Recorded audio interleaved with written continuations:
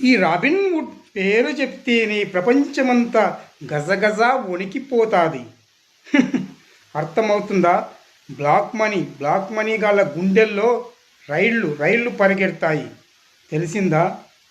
అలాంటి నన్ను నువ్వు పెళ్లి చేసుకొని నువ్వంటేనే నేను గజగజ వణికిపోయాలా?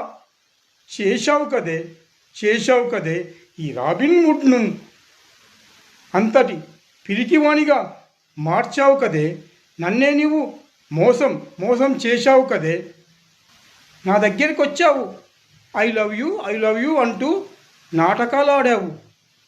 నువ్వు లేకపోతే చచ్చిపోతానన్నావు, పెళ్లి చేసుకోకపోతే చచ్చిపోతానన్నావు కదే.